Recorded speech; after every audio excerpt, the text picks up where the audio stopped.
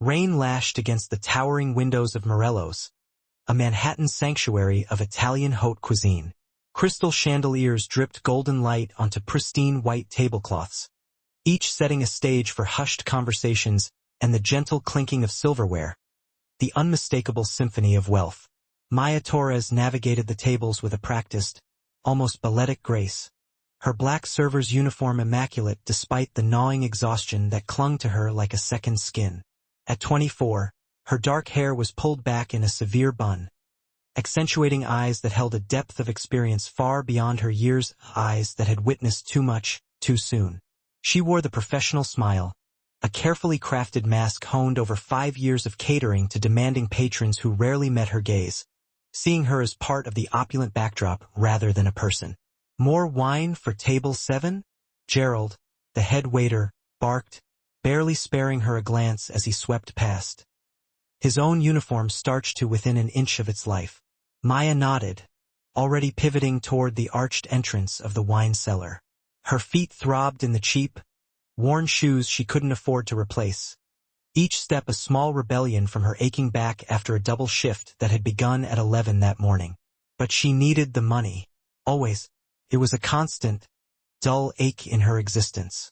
The restaurant pulsed with its usual Friday night vibrancy. Businessmen celebrating lucrative deals, their laughter a little too loud, their gestures a little too expansive. Couples locked in expensive, performative romance, their whispers secrets only they could afford. Tourists, wide-eyed and eager, attempting to capture a fleeting taste of authentic New York luxury, snapping pictures with their phones as if to prove they'd been there. Maya had learned to decipher them all, to anticipate their unspoken desires before they even registered in their own minds. She had become a chameleon, blending into the background, almost invisible, while simultaneously remaining hyper-attentive, a silent guardian of their dining experience. It was a crucial skill, a matter of survival in a city that devoured people like her and spat them out without a second thought, leaving them to scramble for the next crumb. "Miss, this pasta is cold," a woman at table 12 complained, her voice dripping with disdain, the diamond earrings adorning her lobes catching the light as she wrinkled her nose at her plate. Maya approached with her practiced smile, the one that didn't quite reach her eyes. "I'm so sorry, ma'am. I'll have the kitchen prepare a fresh plate immediately." "See that you do," the woman replied dismissively, already turning back to her companion, dismissing Maya as easily as one would dismiss a faulty appliance. Maya retrieved the plate, feeling the familiar sting of being treated as less than human, more like a piece of furniture designed to serve and then disappear.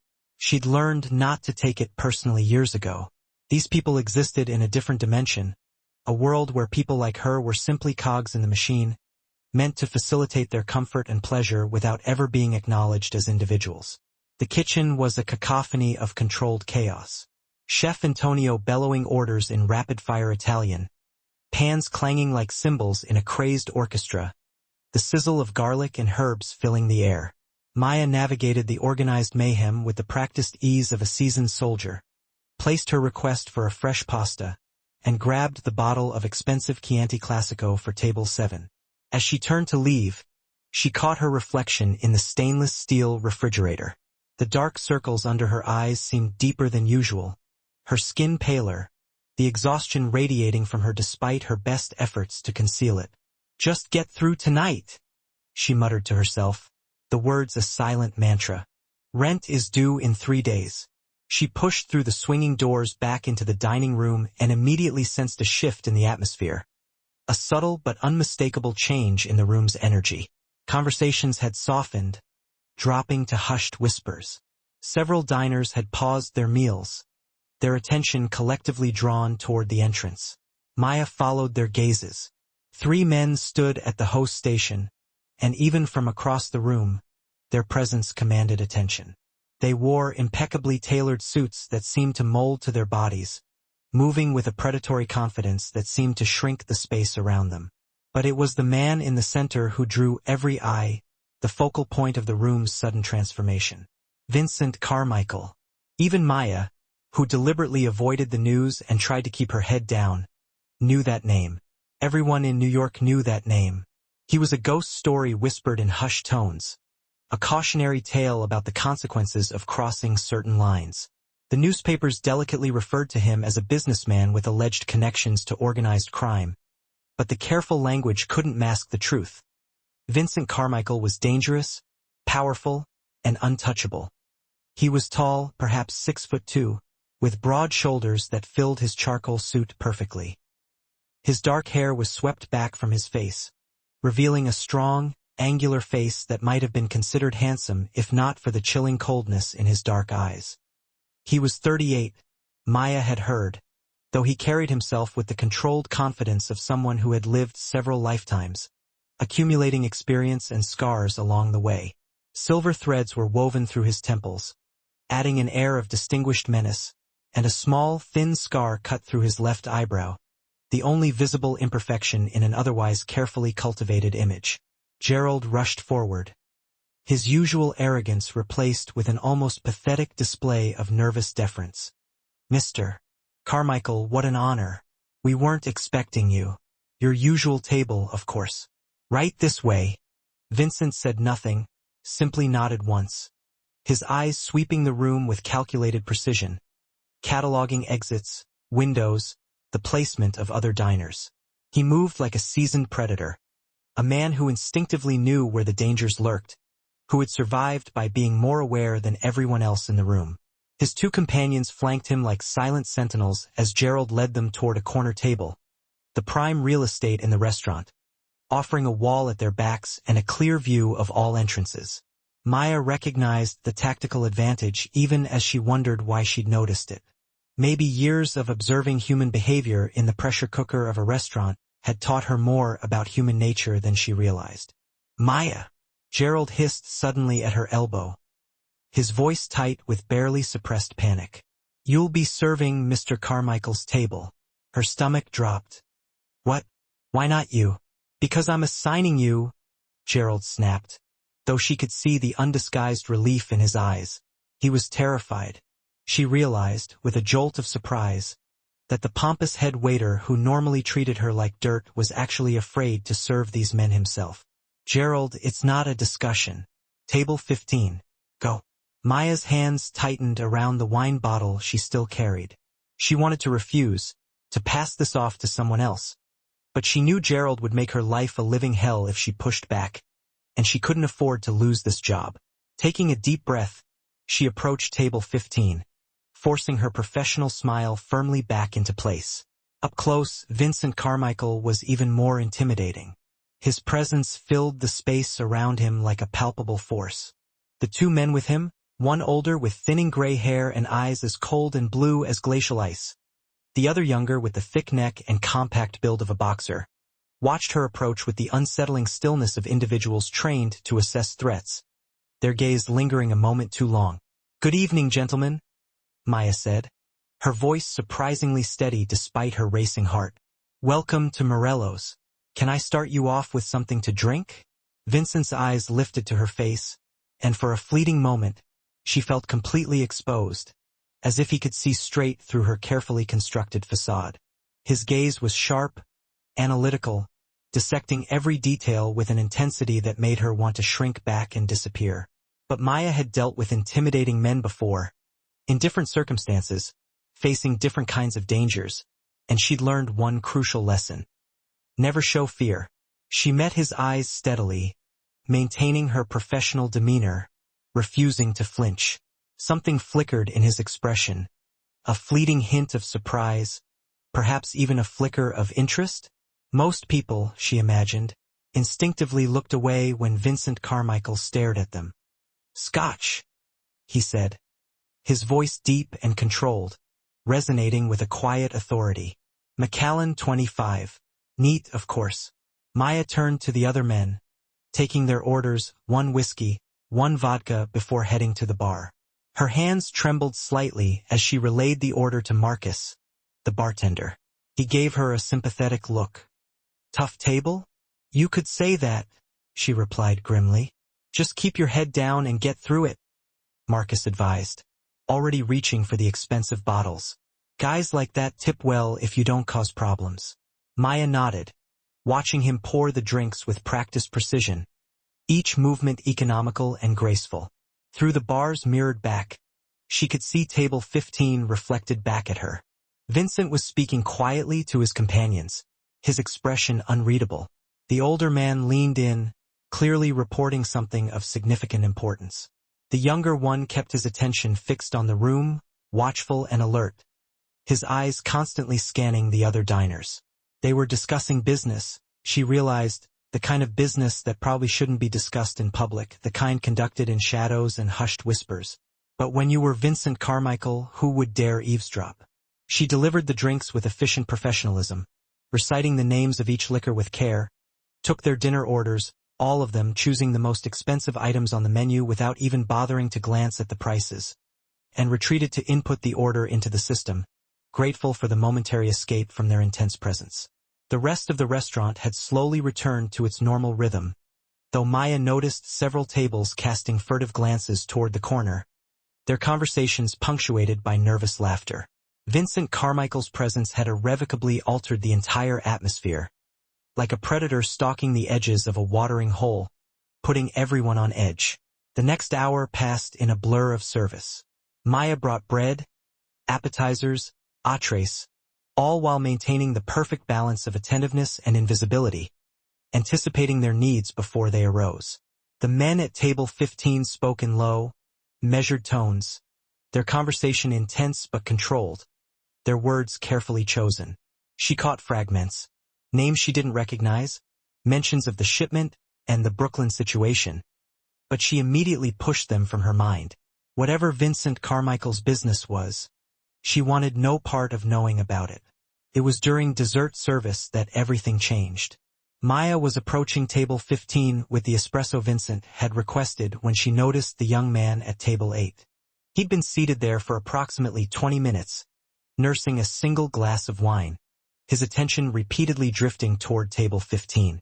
Something about him set off a silent alarm bell in Maya's mind, a primal instinct honed by years of navigating the dangerous streets of Chicago and the unforgiving landscape of New York. The nervous energy radiating from him, the way his hand kept twitching toward his jacket pocket, the sheen of sweat on his forehead despite the restaurant's meticulously controlled climate. She'd seen desperation before, had lived with it, fought against it. This man reeked of it. As she passed his table, she saw him stand abruptly, his hand plunging inside his jacket. Time seemed to slow, stretching out each moment into an eternity. She saw the glint of metal, the unmistakable outline of a weapon, saw the grim determination etched on his face, saw him turning toward Vincent's table. Maya didn't think, didn't plan, didn't calculate the consequences. There was no room for logic or reason, only instinct. The espresso cup was still clutched in her hand as she pivoted, closing the distance between herself and the young man in 3 lightning-fast steps. As his hand emerged from his jacket, revealing a gun, she acted. She hurled the scalding espresso directly into his face. He screamed, a primal yell of agony, hands flying to his eyes, the weapon clattering to the marble floor. The restaurant erupted into chaos. Women shrieked, men shouted, chairs scraped against marble as people scrambled to escape the perceived threat, their faces contorted with fear. But Maya's attention remained laser-focused on the gun, skittering across the floor, heading directly toward table 15. She lunged for it without hesitation, her fingers closing around the cold, hard metal just as strong hands grabbed her from behind, halting her movement. "Drop it!" A voice growled in her ear, the speaker's breath hot against her neck. The younger man from Vincent's table, his grip on her arms like iron, his muscles coiled and ready to strike. "I'm not. I was just..." Maya gasped, struggling against his hold.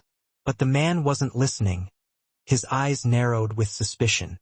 He spun her around roughly, prepared to neutralize what he perceived as a threat. "Marco, stop." Vincent's voice cut through the cacophony like a blade, silencing the room. He stood now, his composure absolute despite the pandemonium around him. His dark eyes fixed on Maya with laser focus, taking in the entire scene.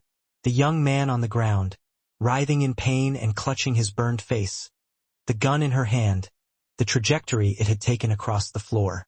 Understanding dawned in his expression. "She wasn't attacking," Vincent said quietly, his voice carrying an undeniable weight of authority as he moved closer. "She was stopping one." Marco released Maya immediately, though he remained close, his eyes still narrowed with suspicion, his body tense and ready to react. Vincent stepped forward, his presence commanding even in the midst of the crisis. Police sirens wailed in the distance, growing closer, their mournful cries echoing through the night. The restaurant staff was frantically trying to restore order, Gerald shouting instructions, other servers rushing to comfort frightened customers. Vincent extended his hand toward Maya, palm up, a silent request. The weapon. She handed it over without hesitation, relief flooding through her as the cold metal left her fingers. Her hands were shaking now, the adrenaline finally crashing through her system as the reality of what had just transpired hit her with full force. Vincent checked the gun with practiced efficiency, engaging the safety and tucking it into his jacket with a fluid motion that spoke volumes about his familiarity with firearms. Then, his attention returned to Maya, studying her with an intensity that made her feel as if he were reading her entire life story in a single, piercing glance. "What's your name?" he asked, his voice softer now, devoid of its earlier harshness. "Maya. Maya Torres." "Maya Torres," he repeated, as if committing it to memory. "You just saved my life. He was going to." She couldn't seem to form complete sentences, the shock finally catching up with her, scrambling her thoughts. The older man from Vincent's table was on his phone, speaking rapidly in Italian, his words clipped and urgent. The young would-be attacker was being restrained by two of Morello's larger staff members, still moaning about his eyes. Police officers burst through the entrance, weapons drawn, shouting commands, their voices amplified by the already heightened tension.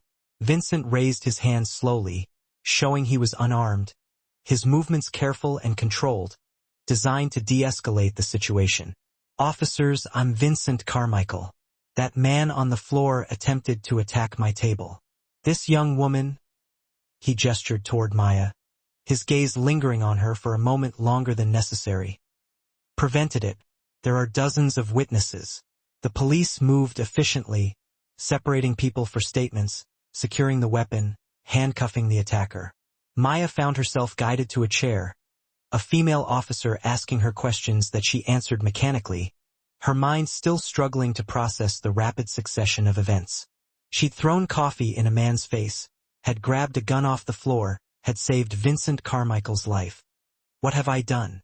The restaurant slowly emptied as statements were taken and customers were allowed to leave, their faces pale and shaken. Maya's shift supervisor, Maria, brought her a glass of water, her hands trembling. "Maya, are you okay? That was incredibly brave, and incredibly stupid," Maria added, though her voice was filled with concern rather than criticism. "I didn't think," Maya admitted, taking a shaky sip of water. "I just reacted. That man could have turned on you." "Could have." Maria couldn't finish the sentence, the unspoken words hanging heavy in the air. But he hadn't. Maya had moved faster, acted on instinct, an instinct honed by years of watching people, reading situations, surviving in a city that demanded constant vigilance. An hour later, after what felt like an endless barrage of questions and statements, Maya was finally told she could leave. Her shift was long over. The restaurant was closing for the night, and exhaustion pulled at her like a powerful gravity, threatening to drag her under. She collected her jacket from the back, her tips from the evening. Ironically, it had been a good night before everything went wrong, and headed for the employee exit, seeking escape. Vincent Carmichael was waiting there. He stood in the dim alley behind Morello's, the rain having softened to a drizzle, casting a sheen on the wet pavement. His suit was still immaculate, his composure absolute, but something in his expression had subtly changed. The chilling coldness had thawed slightly, replaced by an emotion Maya couldn't quite identify, a flicker of something akin to gratitude. She stopped uncertainly, her instincts screaming at her. Should she run? Call for help? But even as the thoughts formed, she knew they were ridiculous. If Vincent Carmichael wanted to harm her, he wouldn't be waiting in a dimly lit alley. He would simply make her disappear, and no one would ever know what happened to the waitress who'd served his table. "Miss Torres," he said, his voice carrying clearly despite the soft patter of rain, cutting through the ambient noise of the city. "A moment of your time."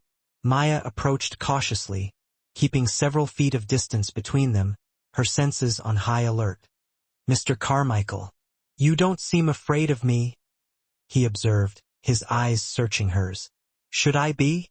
A hint of amusement touched his lips, so brief she might have imagined it. "Most people are. I've met scary people before," Maya said, surprising herself with her honesty. "Different kind of scary, maybe, but fear is fear." Vincent studied her with that unnerving, intense gaze again, and Maya had the uncomfortable feeling that he could see past all her carefully constructed walls, past the professional waitress persona, down to the scared kid from Chicago who'd been running from her own demons for years. "What you did tonight was foolish," he said finally, his voice devoid of emotion. "That man could have turned his weapon on you, could have pulled the trigger before you reached him." "I know. Then why did you do it?" Maya considered the question, turning it over in her mind like a precious stone. Why had she done it? She didn't know Vincent Carmichael, didn't know him anything, had every reason to keep her head down and let whatever happened happen. "Because I could," she said finally, the words surprising even herself. "Because I saw what was about to happen, and I had maybe 2 seconds to decide if I was the kind of person who stands by and watches, or the kind who does something about it. And I guess I chose." Vincent was silent for a long moment, the rain creating a soft, shimmering curtain around them, the distant sounds of the city muffled and far away, as if they were alone in the world. "You chose correctly," he said, his voice low and resonant. "Because of your actions, I'm alive. My associates are alive, and that man will face justice for his intentions rather than his completed actions." "I'm glad," Maya said simply, the words carrying the weight of genuine sincerity. Vincent reached into his jacket, and Maya tensed, her muscles coiling in preparation for an unknown threat. But he only withdrew a business card, extending it toward her. "My private number. If you ever need anything at all, you call that number." Maya took the card. The heavy stock paper felt expensive beneath her fingers, a stark contrast to the cheap paper napkins she usually handled. Just his name and a phone number. No title, no company. Simple and direct, just like the man himself.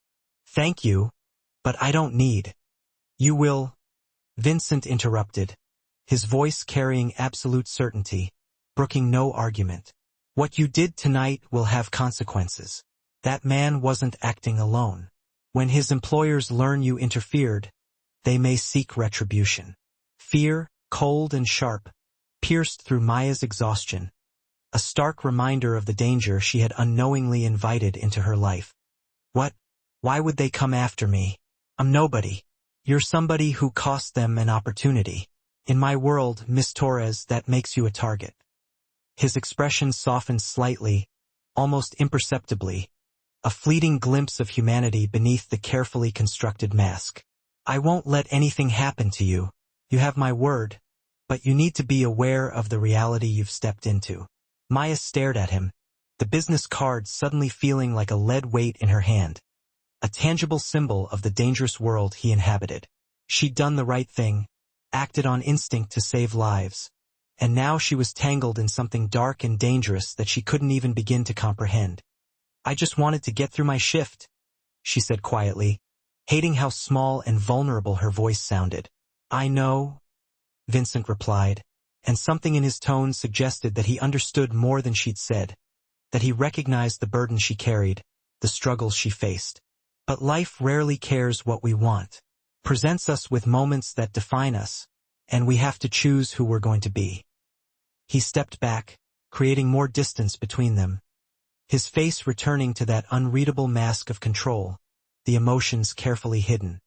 "Go home, Maya Torres. Get some rest. But keep that card and stay aware of your surroundings." Someone will be watching, making sure you're safe. Someone? Maya's voice sharpened, a hint of defiance creeping into her tone. You're going to have me followed? Protected. Vincent corrected, his voice firm. There's a difference. I don't want. It's not negotiable. His voice brooked no argument, carrying absolute authority now.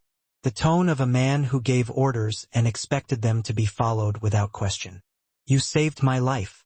That creates an obligation, and I always honor my obligations. You will be protected whether you want it or not. Before Maya could protest further, Vincent turned and walked toward a black SUV that had pulled up to the alley entrance, its tinted windows obscuring the occupants within.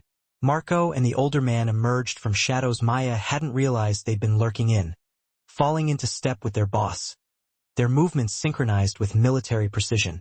The SUV's door opened. Vincent disappeared inside, and then they were gone, leaving Maya alone in the rain-soaked alley with questions spiraling through her mind and a business card clutched tightly in her hand. She looked down at it, reading the name embossed in simple black letters. Vincent Carmichael, and below it, the number that would irrevocably change the course of her life. Maya tucked the card into her jacket pocket and started the long walk to her apartment, unaware that in the shadows across the street, a figure watched her go, their presence unseen but vigilant, already beginning the protection Vincent had promised. Her life as an invisible waitress was over. The question now was, who would she become in the dangerous new world she had unwittingly entered? Maya didn't sleep that night. She lay in her cramped studio apartment in Queens, staring up at the water-stained ceiling, the silence broken only by the distant rumble of traffic filtering through the thin walls.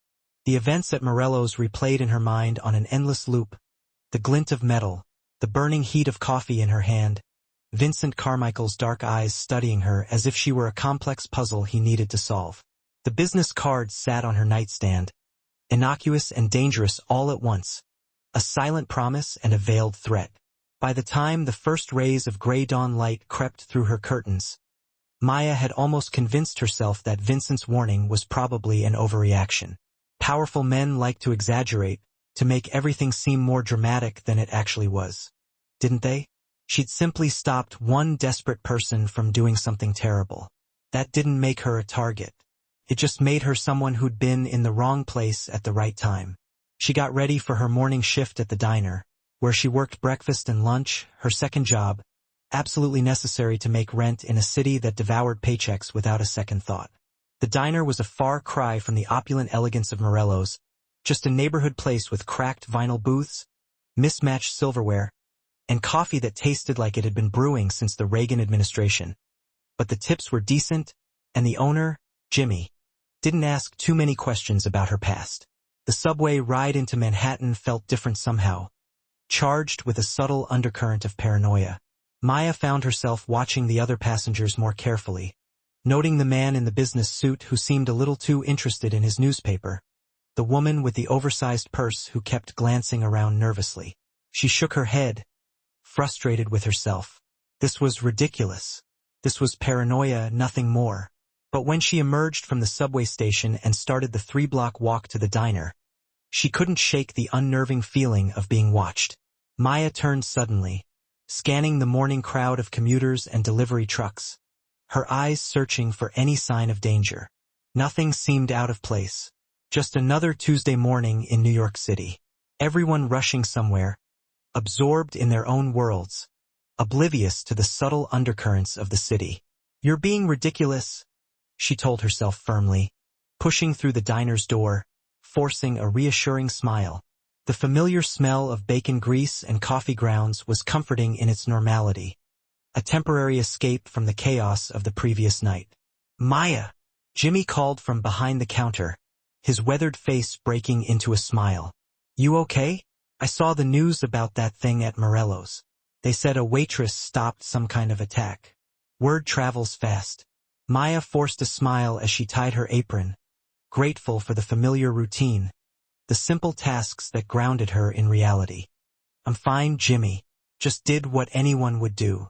Anyone with guts, maybe? He replied, shaking his head admiringly. Coffee's fresh. Table 4 needs menus. Maya slipped into her routine gratefully, taking orders, delivering plates of eggs and hash browns, refilling coffee cups. The familiar rhythm helped settle her jangled nerves, the repetitive tasks a soothing balm. This was her real life, not expensive Italian restaurants and mob bosses, but working-class New York, where people worried about rent and subway delays, and whether their coffee came with free refills. She was clearing table 7 when she noticed him. A man sat alone in the corner booth, nursing a single cup of coffee, his presence subtly out of place in the otherwise familiar surroundings. Mid-30s, athletic build, wearing jeans and a dark, nondescript jacket. His position in the corner booth gave him a clear, unobstructed view of the entire diner, including the entrance and the back exit that led to the kitchen. He'd been sitting there for at least 40 minutes, Maya realized, and hadn't ordered any food, and he was watching her. Not obviously, not in a way that would draw attention, but with a subtle, unwavering focus that sent a shiver down her spine. He'd glance at his phone, look out the window, pick up his coffee cup, but his attention always returned to her, tracking her movements with professional precision. Maya's stomach tightened, a knot of apprehension forming in her gut. She approached his booth with her order pad, forcing herself to keep her voice steady. "Can I get you anything else? Breakfast, maybe?" The man looked up, and his eyes were cold and assessing, devoid of any warmth or friendliness. "Just the coffee, thanks. We usually don't appreciate people camping out in booths during the breakfast rush," Maya said, her voice more bold than she felt, a challenge thrown into the air. "If you're just here for coffee, the counter has open seats." Something flickered in his expression, a flicker of approval. "I'm comfortable here." "I'm sure you are." Maya held his gaze, refusing to back down. "But I'd be more comfortable if you told me why you're watching me." The man's lips twitched, almost a smile, a fleeting glimpse of amusement. "Direct. I like that." He set down his coffee cup, his movements deliberate and controlled. "Name's Torres. I work for Mr. Carmichael." "Of course you do," Maya muttered, sliding into the booth across from him without invitation, her actions surprising even herself. "He said someone would be watching. I didn't think he meant this, obviously." "I'm not trying to be subtle," Torres replied, his eyes never leaving hers. "I'm trying to be visible. There's a difference. If anyone's thinking about making a move on you, they need to see that you're protected." Maya's frustration flared, threatening to boil over. "I don't need protection. I need to do my job and pay my rent and live my life. What happened last night? That's done. It's over." "It's not over." Torres leaned forward, his voice low but intense, his words a stark warning. "The man who tried to take out Mr. Carmichael. His name is Danny Ritchie. Low-level operator, hired gun. He didn't wake up yesterday morning and decide to go after one of the most powerful men in the city on a whim. He'd crossed some of the most powerful men in New York, and he'd done it all on his own? Impossible. Someone had to have sent him. Someone who was now acutely aware that their meticulously crafted plan had gone belly up. And they wanted answers. The realization washed over Maya, a chilling premonition settling deep in her bones. "They know about me." They were aware that someone had interfered, thrown a wrench in the gears. The restaurant, with its omnipresent security cameras, had likely already coughed up the footage. They'd have ID'd her by now, and they were undoubtedly weighing their options, deciding how to handle this unexpected variable. Maya's fingers tightened around the edge of the table, knuckles white. "This is insane. I didn't ask for any of this." "No, you didn't," Torres conceded, his expression softening, just a fraction. "But you stepped up anyway. That took guts." He paused, the silence hanging heavy in the air. "Now, Mr. Carmichael is simply ensuring that your courage doesn't get you killed. Consider me your proactive life insurance policy." Torres's blunt honesty was jarring, yet strangely refreshing. "Look, I get it. This isn't exactly your dream come true. But for the next few weeks, until we smoke out whoever ordered the hit and neutralize the threat, you're gonna have a shadow. Me during the day, someone else at night. We'll try to be discreet when we can, but visibility is the name of the game when it needs to be." Maya's first impulse was to argue, to declare her self-sufficiency, to insist she could handle whatever came her way. But the truth was, she felt utterly lost. This wasn't her world. She didn't know the rules, the players, the stakes. This was a shadowy realm of hired guns and powerful enemies. She was a waitress, for crying out loud, not some action hero ripped from the pages of a pulp novel. Her bravery last night had been a flash of pure instinct, and now she was staring down consequences she was ill-equipped to manage on her own. "Jimmy," she called across the diner, her voice carrying over the lunchtime clatter. "I'm taking my break." Outside, the morning had blossomed into a quintessential spring day, the kind that occasionally convinced New Yorkers that their city was, in fact, livable. Maya walked half a block, then spun around to face Torres, who had been shadowing her at a respectful distance. "If this is really going to happen, we need some ground rules," she stated, planting her hands on her hips. "You don't come into my workplace unless it's absolutely necessary. You don't sit where my customers can see you watching me. And you definitely don't interfere with my life." Torres considered her demands, his gaze unwavering. "I can work with that, but you need to play by my rules, too. No solo midnight strolls. Cabs, not the subway, and we're footing the bill. You give me your daily schedule. And if I say we need to move, you move. No questions, no stalling." "That's a whole lot of rules," Maya challenged, raising an eyebrow. "That's staying alive," Torres countered, his voice flat. "This isn't a game, Maya. The people who wanted Mr. Carmichael 6 feet under don't give a damn that you're just a waitress trying to make ends meet. They see you as a liability, someone who cost them something, and they will retaliate if they get the chance." Maya felt the gravity of her new reality weighing down on her, a heavy cloak of dread settling over her shoulders. "How long?" she asked, her voice barely a whisper. "However long it takes. Could be days, could be weeks. Mr. Carmichael's people are working overtime to ID the source.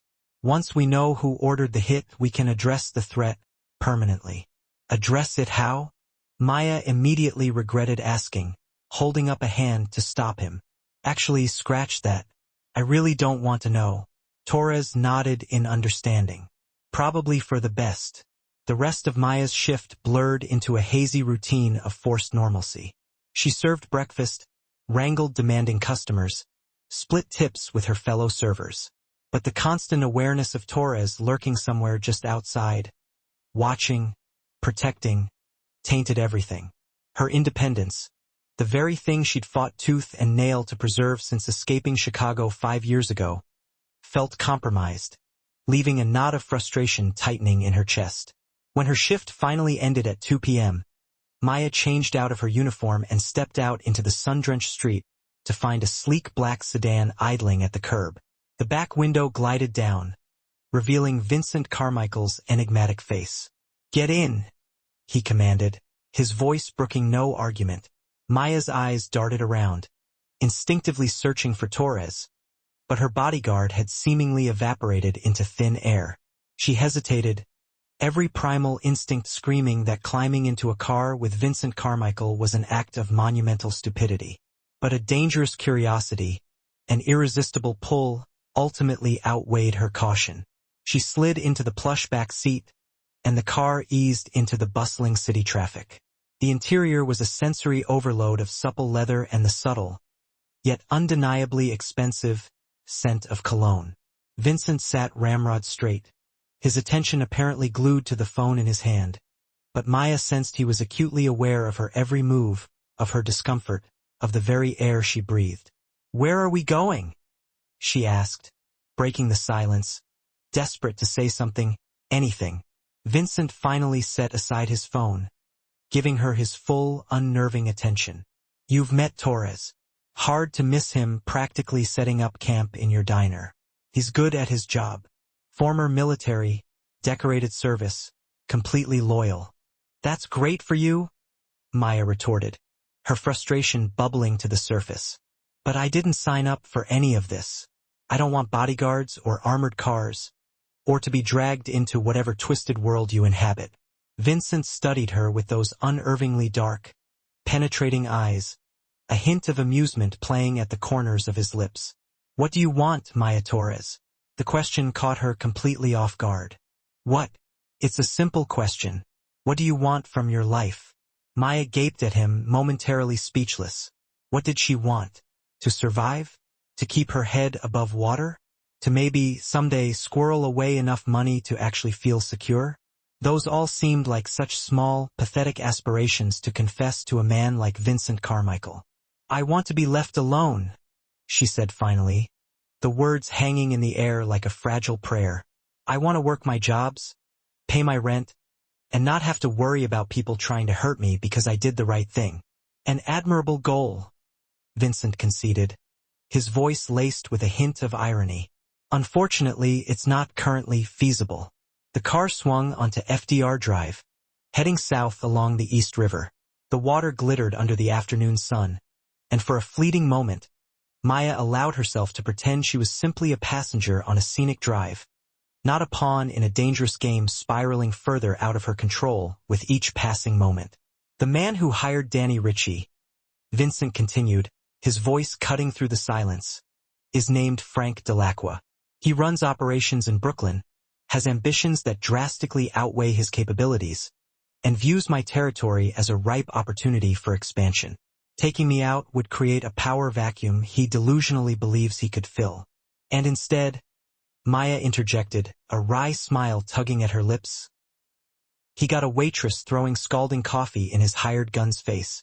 "Precisely, which means he failed, lost face with his associates, and now needs to regain credibility. And the easiest way to do that is to eliminate the one who interfered." "Me," Maya said, the realization sinking in like a stone. "You, let that sink in. So what happens now? I just live with permanent bodyguards? Hide until this Frank person forgets about me?" "Frank Delacqua doesn't forget," Vincent stated, his voice hardening, losing all traces of its earlier levity. "But he can be dealt with. I have people gathering intelligence, mapping out his operations, finding leverage. Within a few weeks, he'll have far bigger problems than a waitress who got lucky." "I wasn't lucky," Maya corrected, surprising herself with the sharp edge in her voice. "I paid attention. I saw what was about to happen. I acted. That wasn't luck. That was a choice." Vincent's expression softened, something akin to respect flickering in his dark eyes. "You're right. It was a choice. A brave one that saved lives. I'm simply trying to ensure that choice doesn't cost you yours." The car glided to a stop near South Street Seaport. Vincent opened his door, clearly expecting Maya to follow. She did, reluctantly stepping out into the chaotic bustle of tourists and street vendors. Vincent strolled toward the waterfront, and Maya fell into step beside him, acutely aware of the discreet security detail trailing them at a safe distance. "I grew up in Brooklyn," Vincent said abruptly, his gaze fixed on the water. "Red Hook back when it was rough. My father worked the docks, broke his back for pennies, and died when I was 16. Heart attack brought on by stress and exhaustion and a system that chewed up men like him and spat them out." Maya listened, surprised by this unexpected glimpse into Vincent's past. He didn't strike her as the kind of man who readily shared personal history. "I had a choice then," he continued, his voice low, almost a murmur. "Follow his path. Work myself into an early grave for nothing. Or find another way. I chose power, control, the ability to ensure no one could dictate my life the way the world dictated my father's. And you became this," Maya said quietly, looking at him with a newfound understanding. "Someone people fear." "Yes," Vincent said, turning to face her, his gaze unwavering. "But I also became someone who protects what's mine. My people, my territory, my obligations. You saved my life, Maya Torres. That makes you mine to protect, whether you want it or not." "I'm not yours," Maya declared, her voice firm, pushing back against the possessiveness in his tone. "I'm not anyone's." "Poor choice of words," Vincent acknowledged, a hint of a smile playing on his lips. "But the sentiment remains. You're under my protection now. Until the threat is neutralized, that's non-negotiable." Maya studied his face, trying to decipher the man beneath the carefully constructed facade. He was dangerous, undeniably so. But there was something else there too, a flicker of something, almost principled. He operated by a code, a set of rules that made sense to him, even if they seemed utterly foreign to her world. "Why does it even matter to you?" she asked, her brow furrowed in confusion. "You could just eliminate this Frank person and be done with it. Why bother protecting me at all?" "Because I pay my debts," Vincent replied simply, his voice leaving no room for argument. "And because—" he paused, as if carefully considering his words. "Because you didn't have to act. No one would have blamed you for staying back, protecting yourself. But you didn't. You saw danger and ran toward it, not away. That kind of courage is rare, and it deserves to be protected." They stood in silence for a moment, watching the boats drift lazily on the river. Maya felt the weight of Vincent's words, the strange, almost archaic honor code that governed his actions. He was a complicated man, a bewildering mixture of dangerous and principled, feared and honorable. Nothing like the caricature she'd conjured when she'd first seen him walk into Morello's. "I need to get to my evening shift," Maya said finally, breaking the silence. "Morello's opens at 5. You're going back there?" "It's my job. I need the money." Vincent pulled out his phone, tapped something quickly, then slipped it back into his pocket. "You'll receive a deposit tonight. 3 months' salary from both your jobs. Consider it compensation for the disruption to your life." "I don't want your money. It's not charity. It's payment. You saved my life. That's worth considerably more than 3 months of waitress wages. But it's a start." His tone brooked no further argument. The car reappeared, and Vincent held the door for her with a flash of old-fashioned courtesy that seemed jarringly at odds with everything else about him. Maya slid inside, her mind reeling from the whirlwind of events that had unfolded in the last 18 hours. As the car pulled away from the seaport, Vincent's phone rang. He answered in rapid, fluent Italian, his voice instantly shifting to a tone of sharp command. Maya didn't understand the words, but the meaning was clear. He was issuing orders, making decisions that would ripple through his organization, a silent tremor of power spreading through the city. This was his world, a world of power and control, of threats and protection, of violence wrapped in expensive suits. And somehow, through one impulsive act of courage, Maya had become entangled in it. The only question was whether she could survive it long enough to find her way back out. 3 weeks passed in a strange, unsettling rhythm that Maya never quite managed to grow accustomed to. Torres became her constant shadow, ever present, ever vigilant, a silent guardian lurking just out of sight. He waited outside her apartment building each morning, followed her to work, adjusting his distance depending on the neighborhood's perceived threat level, and then handed her off to the night shift protection when darkness fell. Maya gradually learned their names. Marcus handled the evenings, a quiet, observant man with kind eyes who had served 2 tours overseas. Sophia took the late nights, a sharp-eyed woman who seemed capable of detecting danger before it even materialized. The money Vincent had promised materialized in her bank account with the precision of a Swiss timepiece. Maya stared at the staggering balance for a full 10 minutes, her throat tight. It was more money than she had ever possessed at one time, enough to finally breathe, to feel a flicker of financial freedom for the first time in years. She could pay 3 months' rent in advance, finally fix the persistent leak in her bathroom, replace her threadbare shoes. But accepting it felt like crossing a line, a point of no return. At Morello's, the other servers now treated her differently. Some with thinly veiled awe, others with a cautious distance, as if her association with Vincent Carmichael was some kind of contagious disease. Gerald, the perpetually harried head waiter who usually barked orders at her, now addressed her with nervous politeness. Even Chef Antonio, notoriously stingy with his praise, sent out impeccably plated dishes for her tables without a single complaint. Maya hated it. She missed being invisible, just another cog in the smoothly oiled machine of dinner service. It was a Thursday evening, the restaurant buzzing with its usual upscale clientele, when Vincent walked in. Maya's pulse quickened despite her best efforts to remain indifferent. She had seen him twice since that day at the seaport, brief, carefully orchestrated encounters where he checked on her protection detail or inquired if she needed anything. Each time, she had kept their interactions short, strictly professional, clinging to the boundaries she desperately needed to maintain. But tonight, he didn't make a beeline for his usual table, number 15. He walked straight to the bar, where Maya was collecting drinks, his commanding presence instantly drawing attention from everyone nearby. "Miss Torres," he said formally, though something glinting in his eyes hinted at less formal thoughts simmering beneath the surface. "A moment of your time?" "I'm working," Maya replied, carefully balancing a tray laden with delicate wine glasses. "It's important."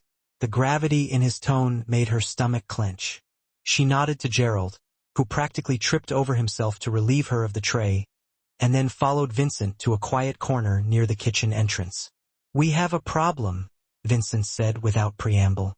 "Frank Delacqua is making moves faster than anticipated." Maya's voice was surprisingly steady, belying the fear coiling in her gut. "Potentially. We're not certain of his target, but your name came up in the surveillance. I'm moving you to a secure location until we can neutralize the threat." "Moving me where? I have a life, Vincent. Jobs, bills, responsibilities.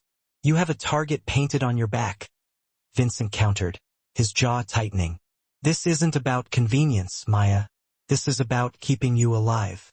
"Then deal with Frank Delacqua. Isn't that what people like you do? Handle threats?" "I am handling it. But these things take time. Strategy. You can't just—" Vincent cut himself off, seeming to regret his outburst. "This isn't a negotiation." "You're right. It's not." Maya shot back, her own frustration reaching a boiling point. "Because I'm not one of your employees that you can just order around. I appreciate the protection, I do, but I'm not disappearing from my life because some angry man might decide to come after me." They locked eyes, the tension crackling between them, an almost tangible force. Vincent's carefully constructed facade seemed to crack slightly, revealing something raw and vulnerable underneath. Concern. Maybe even a hint of fear? Though Maya couldn't quite wrap her head around the idea of Vincent Carmichael being afraid of anything. "You don't understand what these people are capable of," he said, his voice lower now, more intense, each word deliberately measured. "They won't hesitate. They won't show mercy. If they decide you're the message they want to send, they will hurt you in ways designed to break you first." Maya felt the chilling weight of those words, the undeniable truth humming beneath them. But she had been afraid before. She had lived through situations where every day felt like a fight for survival. And she had learned the hard way that running didn't solve problems. It just postponed them, allowed them to fester and grow.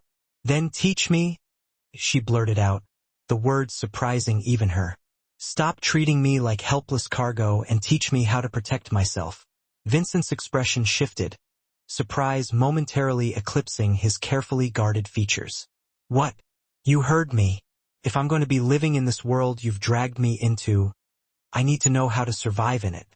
Self-defense, situational awareness, whatever Torres and the others know. I'm not hiding, Vincent. So either help me prepare or back off and let me live my life." For a long, pregnant moment, Vincent said nothing. His gaze locked on hers, seemingly assessing her resolve. Then, unexpectedly, his lips curved into something that almost resembled a genuine smile. "You're stubborn," he said, a hint of amusement in his voice. "I'm practical," Maya corrected, meeting his gaze head-on. "There's a difference." "Fine." Vincent pulled out his phone, tapped out a quick message. "Tomorrow morning, 9 a.m. I'll send a car. We'll start training. I have work. Call in. This is more important." Before Maya could voice her objections, Vincent's phone buzzed insistently. He glanced at the screen, and his expression hardened instantly, all traces of levity vanishing. "I have to go. Torres will stay close tonight. Don't go anywhere alone." He left without another word, melting back into the restaurant with that same confident, predatory grace. Maya watched him go, her mind spinning, wondering just what she had gotten herself into. The rest of her shift passed uneventfully, but Maya felt the tension coiled tight in her shoulders, the hyper-awareness that had become her constant companion amplified tenfold. She noticed things now: the couple at table 9 who seemed more interested in scanning the room than in each other, the delivery man who lingered a little too long near the back entrance, the way shadows danced in the alley visible through the kitchen windows. Torres was waiting when she finished at 11, his face unusually grave. "Change of plans," he said without preamble. "Mr. Carmichael wants you at his office now." "What? Why?" "He'll explain.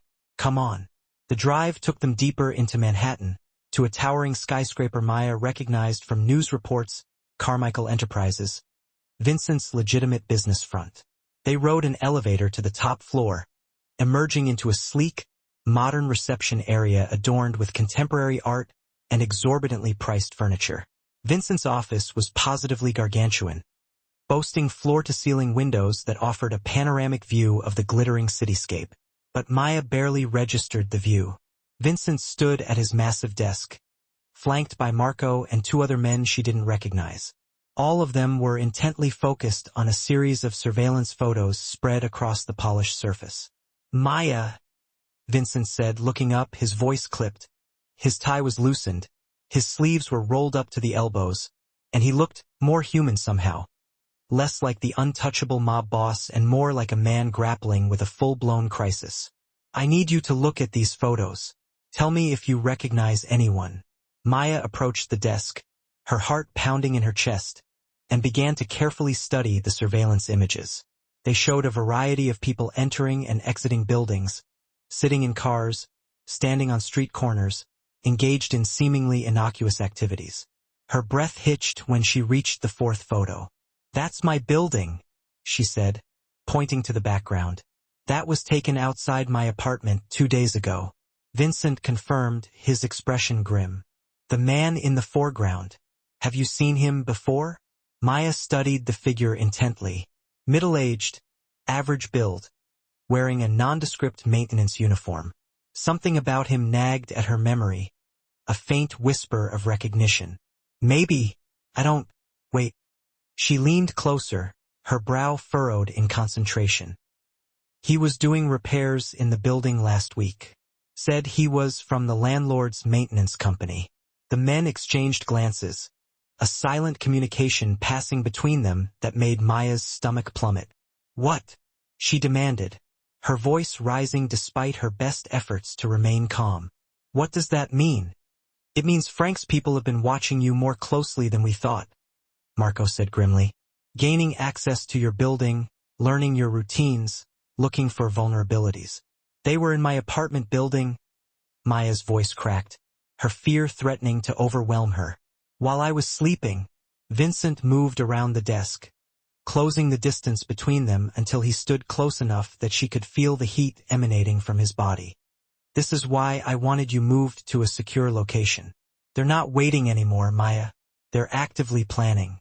"Then do something," Maya shouted, her fear transforming into a surge of adrenaline-fueled anger.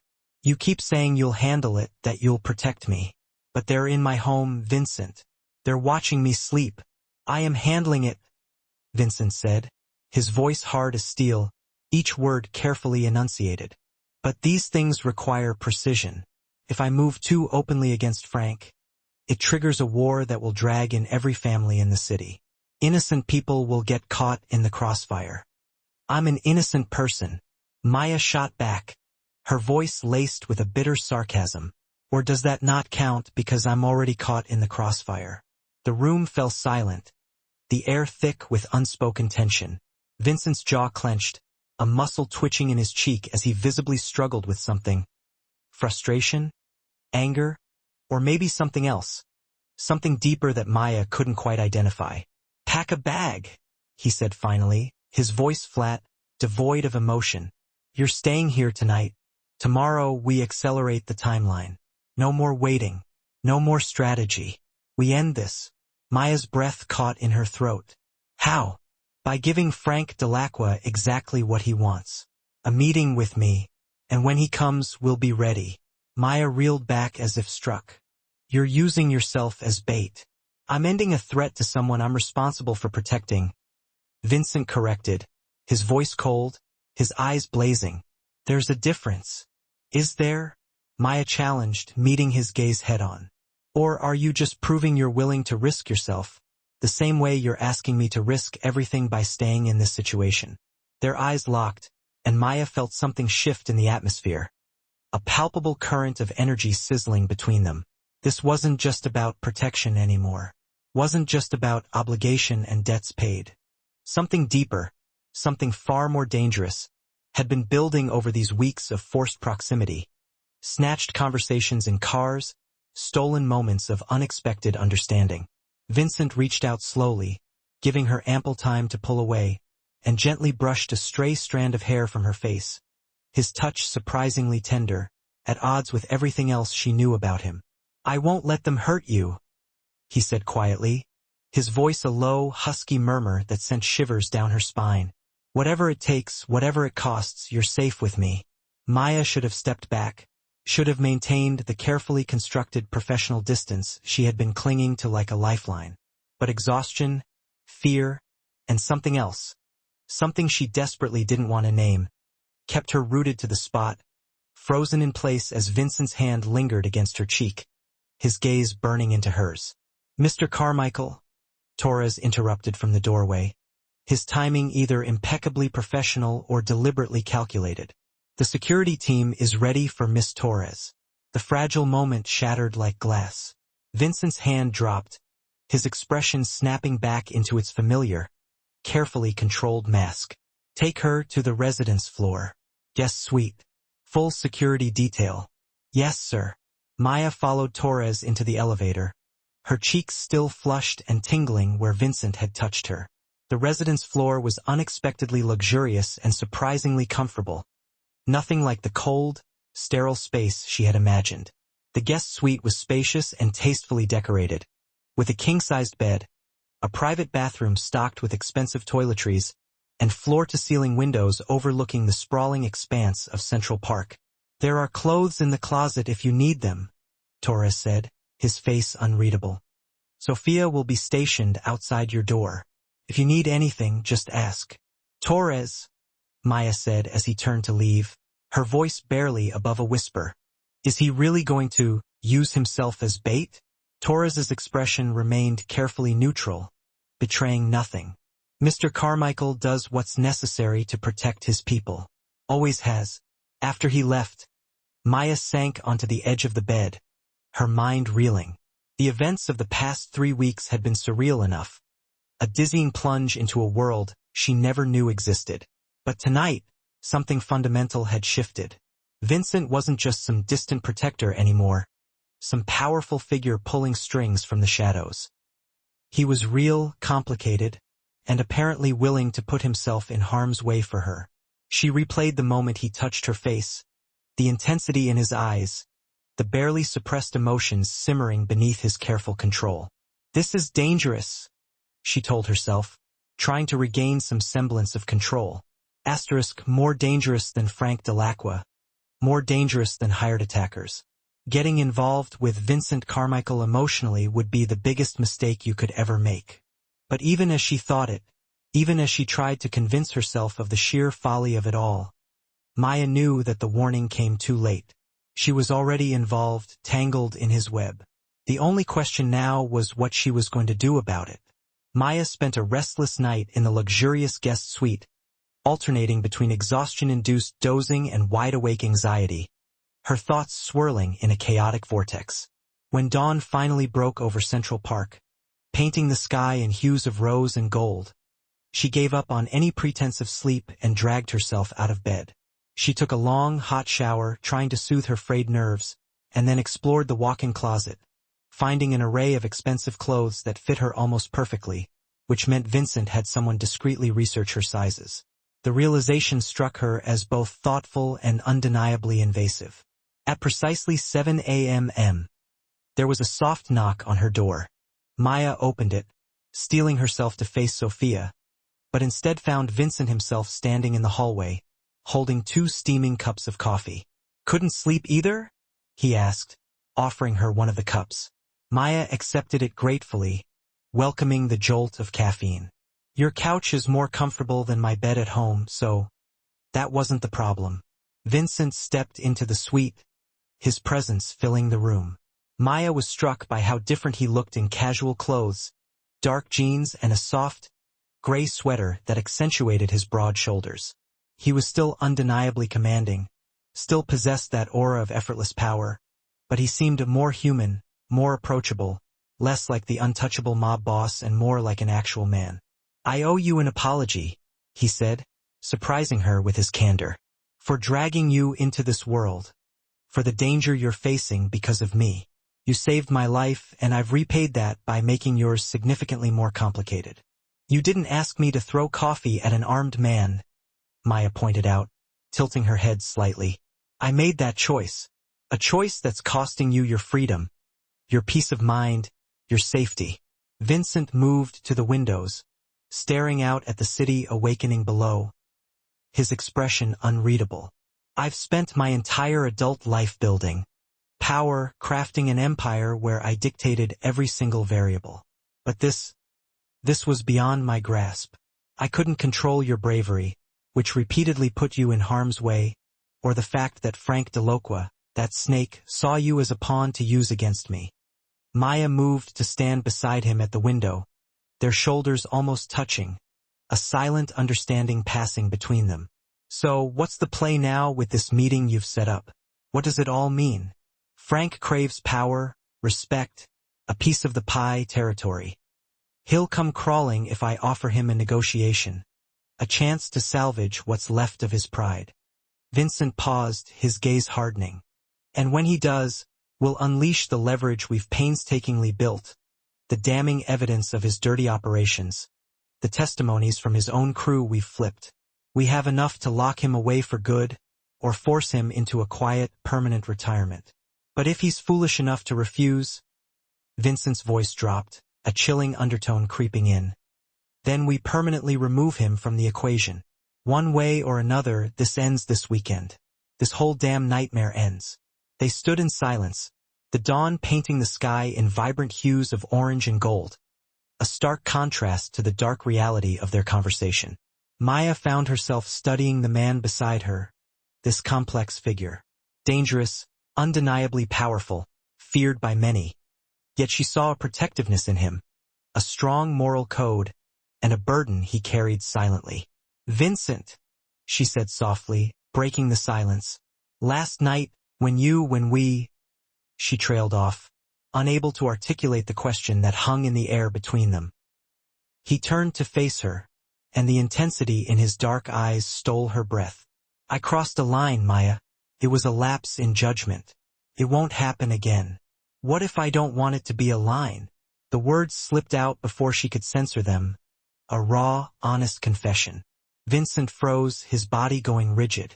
Vincent, don't underestimate me, she interrupted, her voice firm. I'm not naive. I know who you are, what your world entails. I understand that getting involved with you would be a dangerous complication, probably a terrible idea by any rational measure. But I also know that I can't stop thinking about you. That when you're near, I feel safer than I have in years. That you see me, truly see me, in a way that no one else ever has. You don't know what you're saying, Maya, Vincent said, his voice rough with suppressed emotion. A hint of vulnerability breaking through his carefully constructed facade. I'm not a good man. I've done things that would horrify you. Made choices I don't regret, but that would taint you by association. Maya closed the small distance between them, her gaze unwavering. I see who you are now, Vincent. The lengths you go to protect your people. The way you honor your obligations, even the unsavory ones. Yes, you're dangerous, but you're also honorable in your own way. Vincent's control was visibly cracking, the carefully maintained composure he projected starting to crumble. If I let myself care about you, truly care, it paints a target on your back that no amount of protection can deflect. My enemies will exploit you, use you to get to me. They'll see you as my weakness. Then don't let them, Maya said simply, her voice filled with conviction. Be stronger than they are. We'll be stronger than they are. For a long moment, they stood locked in place, the tension between them thick and almost unbearable. Then, Vincent moved, his hand gently cupping her face, his thumb tracing the curve of her cheekbone.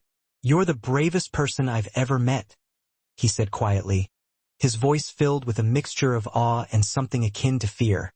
"And the most dangerous to my carefully constructed, carefully controlled life." "Good," Maya whispered, a hint of defiance in her voice. "Control is overrated."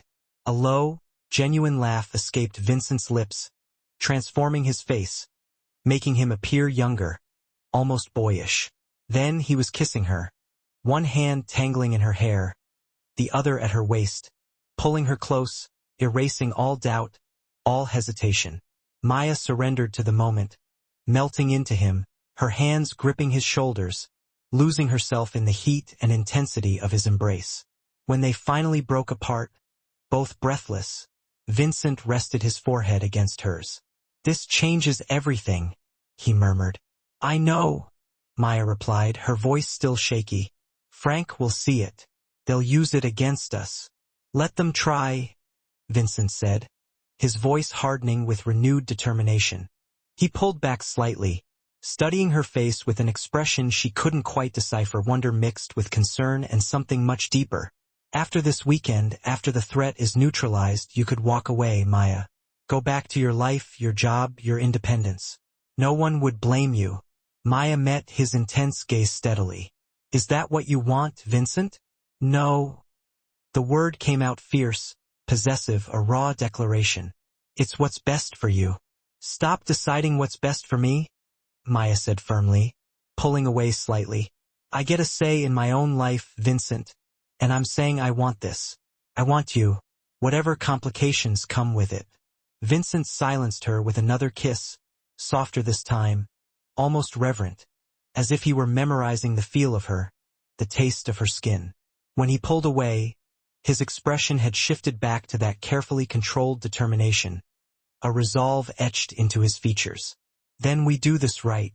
We end the threat, establish your safety beyond any question, and then we figure out what this is between us." "Agreed," Maya said, her voice filled with a newfound confidence. "Agreed." A knock echoed at the door, interrupting their intimate moment. It was Torres, his timing either impeccably perfect or deliberately intrusive. "Mr. Carmichael, Frank Delocqua has accepted the meeting. Saturday night, the warehouse in Red Hook. He's bringing 3 associates." "We'll bring 6, Vincent replied, his tone businesslike, all trace of tenderness gone. He turned to Maya, his expression serious. "You'll stay here, full security." "No," Maya interrupted, her voice firm. "If this is about me, I should be there." "Absolutely not, Maya. This is not negotiable." His voice brooked no argument, carrying absolute authority. "You wanted training, awareness, the ability to protect yourself. Fine. But this meeting with Frank could turn deadly in an instant. I won't risk you being caught in the crossfire." Maya wanted to argue, but she saw the fear lurking beneath his command, the genuine concern in his eyes. Not for himself, but for her. She nodded reluctantly. "Okay, but you come back. Do you hear me? You don't get to make me care about you and then get yourself hurt being heroic." A small, genuine smile touched Vincent's lips. "I'll come back, Maya. I always do." Saturday arrived cloaked in unseasonable warmth, a late spring day that made New York feel almost magical, a deceptive facade masking the darkness that lay beneath. Maya spent the morning trapped within the gilded cage of Vincent's penthouse, attempting to distract herself with books and mindless television, while Sophia, ever vigilant, kept watch with professional detachment. But her mind kept spiraling back to the meeting scheduled for tonight, to Vincent willingly walking into potential danger, to all the ways this carefully constructed plan could shatter into a million pieces. At 2 o'clock in the afternoon, Vincent returned from wherever he'd been, orchestrating the evening's operation. He looked exhausted, the tension evident in the set of his shoulders, but his eyes softened, a flicker of warmth igniting within them when he saw Maya curled up on the couch. "You should eat something," he said, his voice gentle, moving towards the kitchen with a practiced ease. "You've been picking at food all day," Sophia added, her tone neutral. "I'm not hungry," Maya replied, though she followed him anyway, drawn to his presence, watching as he efficiently assembled sandwiches with surprising domesticity. "Where did you learn to cook?" she asked, a genuine curiosity piqued. "My mother," Vincent replied, a rare, wistful smile touching his lips. "She insisted all her children know how to take care of themselves. Said depending on others for basic survival was a weakness." "Smart woman," Maya murmured. The past tense hung heavy in the air, a reminder of the losses he had endured.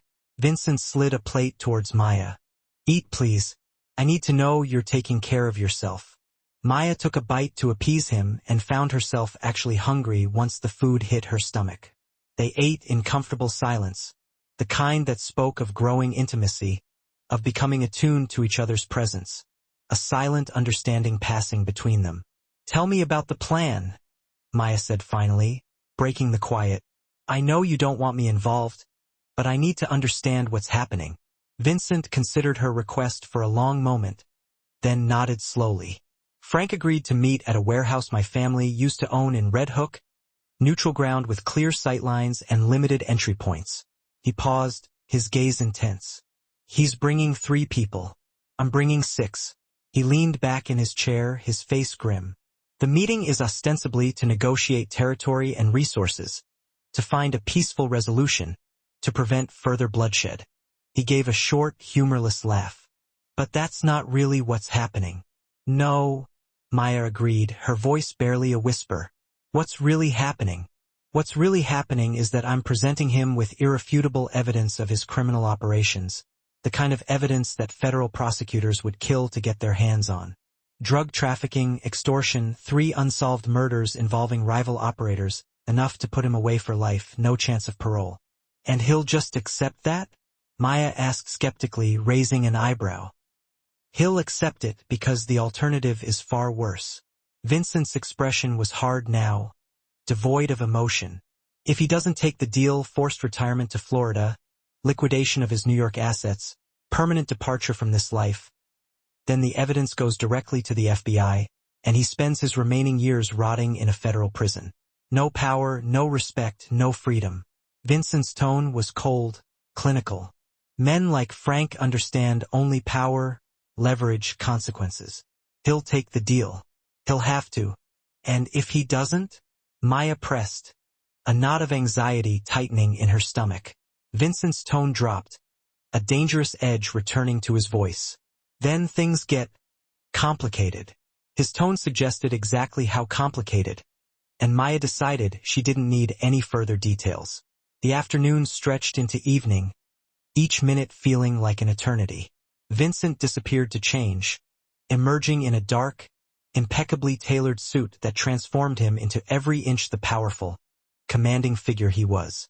Dangerous, untouchable, a force to be reckoned with. But when his gaze landed on Maya, a subtle shift occurred, something softer, more human, flickering within his eyes, revealing the man beneath the armor. "I'll have my phone on me," he said, his voice low, crossing the room to where she stood, his presence filling the space. "If anything happens here, anything at all, you call me immediately. Torres and Marcus are staying with you, and there are 6 more security personnel stationed throughout the building. You're completely safe." "You're expecting trouble, aren't you?" Maya asked, fear tightening its grip around her chest. "I'm preparing for all possibilities," Vincent replied, his voice calm, reassuring. He cupped her face in both hands, his touch gentle despite the tension radiating through his body. "But I will come back to you, Maya. That's a promise. I always keep my promises." Maya reached up, covering his hands with hers, her gaze locked on his. "You better. I didn't agree to care about you just to lose you to some territorial dispute with a wannabe power player." Vincent's laugh was soft, genuine, a warmth spreading through his features. Then, he kissed her, deep and intense, as if he were pouring everything he couldn't say into that single, desperate contact. When he pulled back, his eyes were dark with emotion, a depth of feeling that startled her. "When this is over," he said quietly, his voice barely a whisper, "we're going to talk about what happens next. About us, about how we navigate this impossible situation, about building something real and lasting despite all the complications. I'd like that, Maya whispered, her voice filled with hope. One more kiss, brief and sweet, a promise of what was to come. Then Vincent was gone, disappearing into the night. Marco and 4 other men followed him out, their faces grim, their purpose clear. The penthouse felt enormous and unsettlingly empty in his absence. Despite Sophia's steadfast presence and the reassuring knowledge that a ring of security surrounded the building, Maya tried to distract herself with a movie, but couldn't focus, her nerves on edge. She paced the windows, watching the city lights begin to sparkle as darkness descended, each flicker a taunting reminder of the risks Vincent was facing. Red Hook was across the water in Brooklyn, maybe a 30-minute drive, depending on traffic. Vincent would be there by now, walking into that warehouse, confronting Frank DeLoqua, facing down the demons of his past and present. At 8:30, her phone buzzed, the sound jolting her. A text message from Vincent. Meeting started. All according to plan. Don't worry. Maya typed back immediately, her fingers trembling slightly. Too late for that. Be careful. The response came instantly. Always. Then, nothing. Silence stretched, each minute feeling like an hour, each tick of the clock amplifying her anxiety. Sophia offered tea, which Maya accepted gratefully, needing something to occupy her restless hands. The hot liquid helped to settle her nerves slightly, but it couldn't dispel the growing dread that churned in her stomach, a premonition of disaster. At 9:15, Torres appeared in the doorway, his expression grim, his usual stoicism replaced with an unmistakable sense of urgency. Miss Torres, we need to move you to the secure room now. Maya's heart stopped, the blood draining from her face. What? Why? What happened? The meeting went sideways, Miss Torres. Frank brought more people than agreed. Had them staged outside. Shots were fired. Torres's voice was clipped, efficient. Mr. Carmichael is handling the situation, but he wants you in maximum security until it's resolved. Is he hurt? Maya demanded, her voice rising in panic, already moving towards Torres, desperate for answers. Is Vincent hurt? Unknown, Miss Torres. Communications are limited due to the situation. Come on, we need to move now. The secure room turned out to be a reinforced space deeper within the penthouse. A fortress within a fortress, equipped with steel doors, no windows, and a chilling sense of isolation. Sophia and Torres ushered Maya inside, along with 2 other security personnel, their faces grim, their weapons drawn. The room contained basic furniture, emergency supplies, and a bank of monitors displaying security camera feeds from throughout the building. We stay here until we get the all-clear from Mr. Carmichael, Torres explained, his voice unwavering. No matter what you hear or see, we do not leave this room. Understood?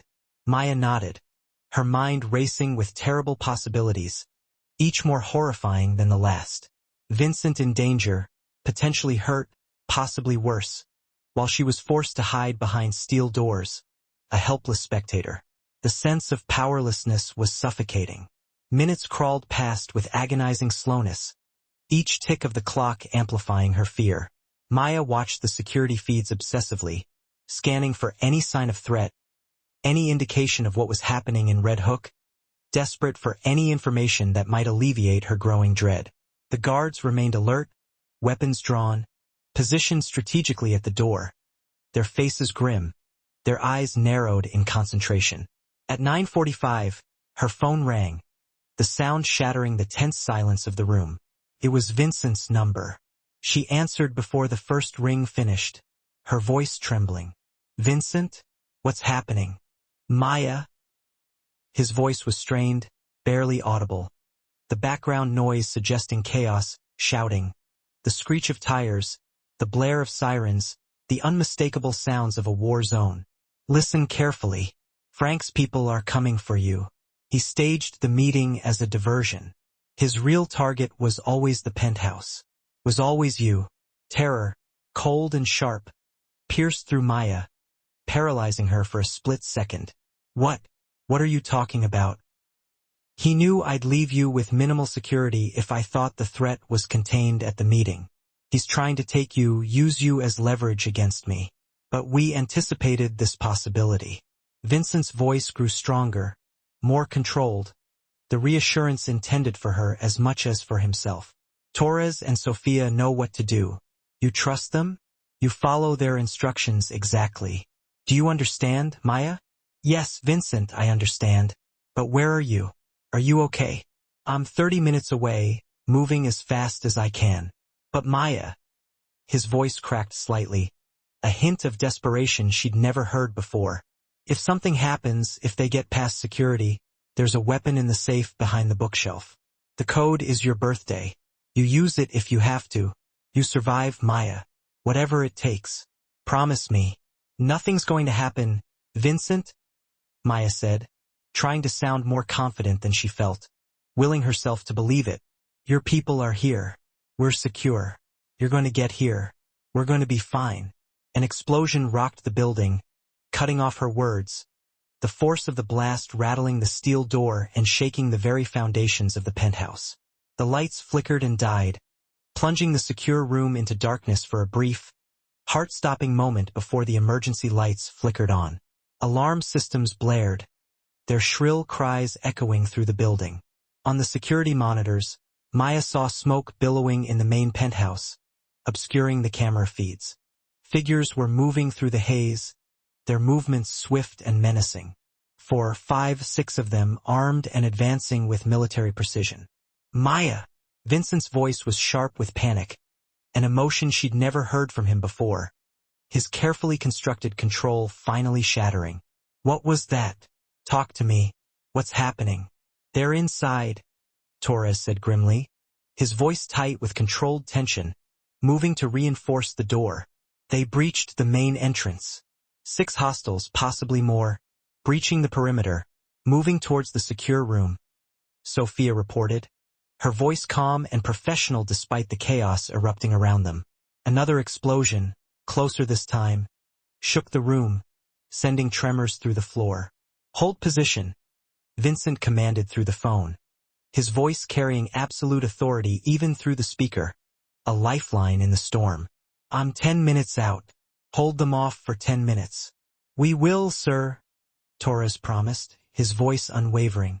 Then, turning to Sophia and the other security personnel, he barked orders, his words precise and efficient. Defensive positions. They're coming through that door eventually. So we prepare to hold them at the choke point. Make every shot count. Maya's training over the past few weeks kicked in, the lessons Vincent had drilled into her, the awareness exercises, the basic self-defense techniques, the crisis management scenarios he had insisted on. She moved to the position Torres indicated, taking cover behind a sturdy piece of furniture, her eyes scanning the room, her senses on high alert. Her hands were shaking, adrenaline flooding her system, but her mind felt strangely clear, focused, almost detached. The sounds of combat grew closer, more intense, the symphony of violence echoing through the penthouse. Gunfire, shouting, the crash of furniture being overturned, the sickening thud of bodies hitting the floor. Then, silence, heavy and ominous, descended, broken only by the shrill wail of the alarms. They've taken out the outer security, Sophia said quietly, her voice devoid of emotion. It's just us now. The steel door shuddered as something heavy impacted it from the outside, the metal groaning under the pressure. Once, twice, 3 times, the blows rained down, each one shaking the room. Maya could hear voices outside, harsh, professional, coordinating their breach, their words chillingly calm amidst the chaos. Maya. Vincent's voice came through her phone, quieter now, but even more intense, the urgency palpable. Whatever happens, know that He stopped, seeming to struggle with the words, the emotions too raw, too powerful to articulate. Know that meeting you changed everything, Maya, that I haven't felt this way about anyone, ever, that you made me remember what it means to care about something beyond power and control. Vincent, don't, Maya said, her voice choked with emotion, tears pricking at her eyes. Don't say goodbye. You're going to get here. We're going to be fine, And we're gonna have that conversation about our future. That's what's happening. That's what's going to happen. Yes, Maya. Vincent agreed, his voice filled with a forced confidence, willing himself to believe it, willing her to believe it. That's exactly what's happening. 5 minutes, Maya. Hold on for 5 minutes. The door exploded inward with a deafening roar. A shaped charge ripping through the steel, sending smoke and debris flying through the air, momentarily blinding and disorienting them. Torres and his team returned fire immediately, the sound deafening in the enclosed space. A chaotic barrage of bullets tearing through the smoke. Maya saw figures silhouetted in the doorway, professionals clad in tactical gear, their movements precise and efficient, their faces hidden behind masks. But Vincent's people were professionals too, trained to the highest standards, loyal to a fault. They held the choke point, turning the doorway into a killing field, making every inch of advancement costly, forcing the attackers to pay a heavy price for every step they took. Sophia moved with lethal efficiency, her shots precise and controlled, each bullet finding its mark. Torres barked orders, coordinating their defense, buying time with skill and determination, a seasoned warrior fighting to protect those under his charge. But there were more attackers than defenders, and they kept coming, relentless, unwavering, their numbers slowly overwhelming Vincent's security team. One of Vincent's security team went down, collapsing to the floor. Another followed, the odds stacked against them. Torres took a hit to his shoulder, a crimson stain spreading across his shirt, but he kept firing, his face set in grim determination, his focus unwavering. Maya found herself moving on instinct, her training taking over, grabbing the fallen guard's weapon, covering angles the way she'd been taught, her movements fluid and efficient. She wasn't a fighter, wasn't trained for this level of combat, but she could follow instructions, could add one more gun to their defense, could buy them precious seconds. 3 minutes. Vincent's voice came through her phone, which she'd somehow managed to keep in her pocket, a lifeline in the darkness. I'm in the building. Hold on. Then, she heard it, the unmistakable sound of gunfire erupting from a different direction. From behind the attackers, a desperate gamble that could turn the tide of the battle. Vincent's voice, sharp and commanding, cut through the chaos, silencing the shouting, turning the tide of the conflict. The attack on the secure room faltered as Frank's people suddenly found themselves caught between two forces, trapped in a deadly crossfire. The next 2 minutes were a blur of chaos and violence, a sensory overload of gunfire, shouting, the acrid smell of smoke and cordite filling the air. Maya stayed behind cover, her heart pounding, her breath coming in ragged gasps, watching as Vincent's reinforcements pushed through from the main penthouse. Their attack relentless, their purpose clear. She caught glimpses of him through the smoke, a figure of deadly purpose, moving with terrifying speed and precision. His expensive suit torn and bloodied, his face a mask of controlled fury, his eyes burning with a fierce protectiveness. Then it was over. The attackers were down, disarmed, or fleeing, their desperate gamble having failed, their plans crumbling around them. Vincent burst into the secure room, his eyes scanning frantically until they landed on Maya, relief flooding his features, erasing the fury, transforming his face into something vulnerable and human. He crossed the space in 3 long strides, pulling her into his arms with almost desperate intensity, his grip tight, his body trembling. You're okay, he said against her hair, his voice rough, his words barely audible. Thank God you're okay. I was terrified. Maya clung to him, burying her face in his shoulder, feeling the rapid beat of his heart, the tension slowly draining from his body, knowing that he had faced down death and emerged victorious. He was solid and real and alive, and that was all that mattered, all that truly mattered. You came back, she whispered, her voice shaky. Always, Vincent replied, his voice low and fervent. I'll always come back to you, Maya. Always. Around them, his security team was securing the scene, checking casualties, coordinating with police who were undoubtedly responding to the explosions and gunfire, the aftermath of the battle unfolding with grim efficiency. Torres sat propped against the wall, being tended to by Sophia, his shoulder bandaged, his face pale but his expression satisfied. The mission accomplished. "Frank?" Maya asked quietly, pulling back slightly to look up at Vincent, needing to know the nightmare was truly over.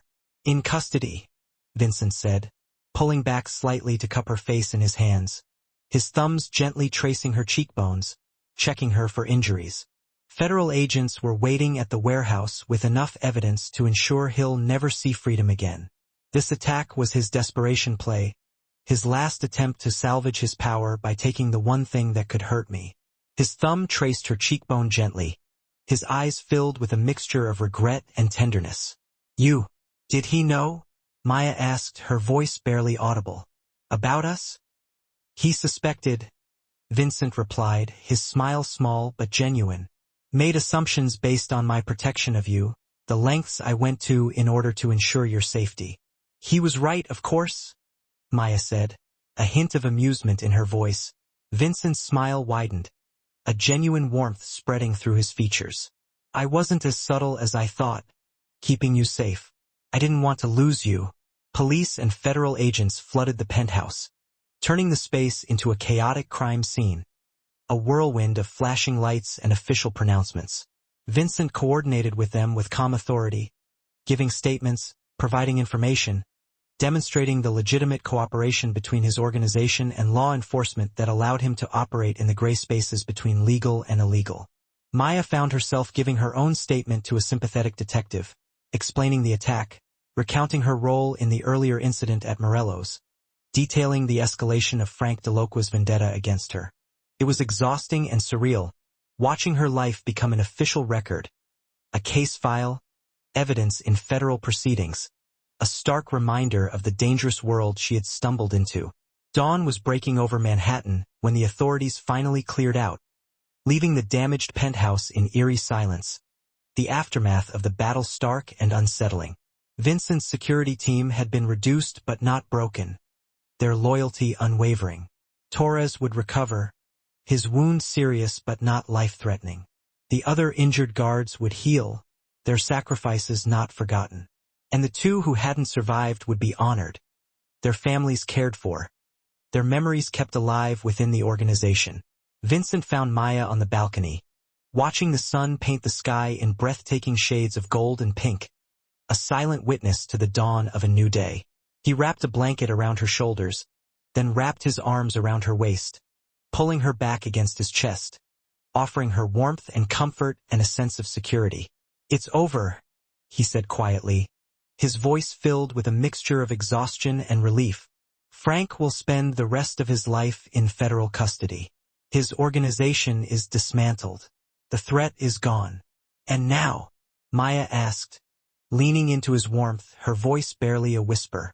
Vincent turned her to face him, his expression open in a way she'd never seen before, his vulnerability laid bare.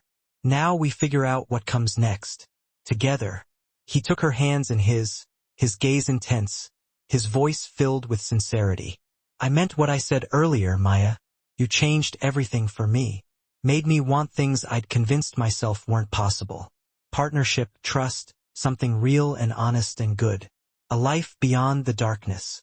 Maya reached up, tracing the lines of exhaustion and stress on his face, her touch gentle. "I want those things too, Vincent.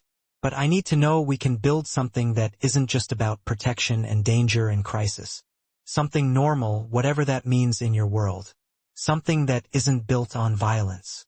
We can, Maya," Vincent promised, his voice filled with conviction. "We will. It won't be conventional, I can't deny that. I can't abandon my responsibilities, my organization, the empire I've built. But I can make space for a life beyond it. For dinners without security details hovering too close. For mornings drinking coffee and reading the paper. For building something together that's ours, separate from everything else, protected from the darkness." "I'd like that," Maya said softly, her heart filled with a fragile hope. "Though I have conditions," she added, a playful glint in her eyes. Vincent's eyebrow rose, amused by her audacity. "Conditions? I should have known there would be conditions. I keep working, Vincent. Maybe not at Morello's, that might be a little weird now. considering everything. But I'm not becoming someone who just exists in your orbit. A pampered princess locked away in a tower. I need my own purpose, my own identity, something that's mine, separate from you and your world. Agreed, Vincent replied without hesitation. What else? We take this slow, Maya said firmly, her gaze unwavering. Yes, this crisis accelerated things, forced us together, but we've only known each other for less than a month. We need time to figure out who we are when we're not dealing with threats and danger. Time to build a foundation that's based on more than just adrenaline and fear. Also agreed, Vincent replied, his voice filled with sincerity. Vincent smiled, and it transformed his face, erasing the years of hardship, revealing the man beneath the hardened exterior, a man capable of genuine warmth and tenderness. Though I should warn you, Maya, I'm not particularly patient when I want something, and I want you, Maya Torres. Want to build this life with you, messy and complicated as it might be. Want to see what we can create together. Maya stood on her toes, kissing him gently, her heart filled with a hope she hadn't allowed herself to feel in years. Then I guess we'll figure it out together, she whispered against his lips. The mob boss and the waitress building something impossible. Nothing's impossible, Maya, Vincent murmured against her lips, his voice filled with conviction. You taught me that the day you threw coffee in an armed man's face. When you refused to hide, when you demanded to be seen as more than someone to be protected. You're remarkable, Maya, the bravest person I've ever known. They stood together as the sun climbed higher, bathing the city in golden light, the damaged penthouse at their backs, the uncertain future stretching out before them. But for the first time in her adult life, Maya felt genuinely safe, not because of security details or fortified rooms, but because she'd found someone who saw her completely, flaws and all, and chose her anyway, someone willing to fight for her, to change for her, to build something new with her. 3 months later, Maya adjusted her apron, checking her reflection in the mirror of the small office, a small smile playing on her lips. The cafe was her own, a cozy space nestled in the heart of the West Village, serving excellent coffee and simple, honest food to a loyal neighborhood clientele. Vincent had helped with the initial investment, providing the resources she needed to get started. But the concept, the execution, and the daily operation were entirely hers, her own creation. It had taken weeks of hard work, countless hours spent poring over spreadsheets and interviewing potential employees, to set up the cafe, to build something that felt authentically hers, rather than an extension of Vincent's world. But he'd supported every decision she made, never pushing, always available when she asked for advice, but always respecting her independence, her need to forge her own path. They'd learned to navigate their relationship carefully, striking a delicate balance between his world and hers. Dinner dates at quiet restaurants without security details hovering too close. Weekends at a secluded beach house on Long Island, where they could pretend to be normal people, escaping the constant pressure and scrutiny of their lives. Mornings in her new apartment, where Vincent would appear with groceries and cook breakfast while she told him about troublesome espresso machines and demanding customers, finding joy in the simple routine of their shared life. It wasn't conventional by any stretch of the imagination. Vincent still ran his organization, still dealt with the complex and often brutal realities of his world, but he'd built walls between that life and what he shared with Maya, fiercely protecting their relationship from the darkness that came with power, determined to shield her from the violence and corruption that defined his past. Maya, her assistant manager, Katie, stuck her head into the office, interrupting her thoughts. Your 3 o'clock is here. Maya smiled, checking her watch. Right on time, as always. She emerged from the office to find Vincent at a corner table, laptop open, working on whatever legitimate business currently occupied his attention. He looked up when she approached, and his entire expression softened, the lines of tension around his eyes disappearing, replaced with a genuine warmth. Hi, she said, sliding into the seat across from him, her hand instinctively reaching for his. How's yourself? Vincent closed his laptop, giving her his complete attention, his gaze focused solely on her. I'm well, Maya. How's your day been? Good. Busy lunch rush, 3 meetings with potential suppliers, and I think I finally figured out the staffing schedule that doesn't make everyone hate me. Excellent, Vincent said, his voice filled with pride. I'm proud of you, Maya. You're building something amazing. He reached across the table, taking her hand in his touch gentle but firm. The simple gesture still sent a jolt of warmth through her, a reminder of the connection they shared, a bond forged in fire and tempered by love. Dinner tonight, then? Tonight? I'm on cooking duty. Your place or mine? Vincent inquired, a playful glint in his eyes. Yours? He pressed, awaiting her response. Mine's still a disaster zone, what with the construction crews patching up the explosion damage. It's like living in a perpetual hard-hat area. Mia's laughter bubbled up, a sweet melody that always warmed Vincent's heart. Fair point. 7 o'clock? Sounds perfect. As if on cue, a customer approached the counter, requesting a refill and momentarily drawing Mia's attention. Vincent watched her, a silent admiration etched on his face. He was content simply being in her orbit, a part of her bustling world, rather than constantly demanding she step into his. It was a new feeling, this quiet joy of shared existence. 20 minutes later, Mia returned, her brow furrowed slightly in curiosity as she noticed a small, elegantly wrapped box nestled beside his coffee cup. What's this? She asked, eyeing it with playful suspicion. Open it, Vincent urged, a hint of anticipation in his voice. Inside, nestled on a bed of soft velvet, was a key, a simple, unadorned key attached to a plain keychain. Mia looked up at him, her expression a mixture of confusion and burgeoning hope. It's to my place, Vincent clarified, his voice softening. Not the penthouse, not the one still undergoing renovations. This is for my house in Westchester. I want you to have a key, a physical representation of your place in my life. To feel comfortable coming and going, to know you have a space there, a sanctuary that's yours whenever you need it. Mia turned the key over in her fingers, the cool metal a tangible weight in her palm. She understood the significance, the unspoken promises woven into this simple gesture. It wasn't just about physical access. It was about emotional admittance, about Vincent declaring, in his own understated way, that she was becoming a permanent fixture in his life, integrated into his world in ways that truly mattered. Thank you, she said quietly, her voice thick with emotion. I'll add it to my collection. I think I'm up to 3 keys to your various properties now. Only 3?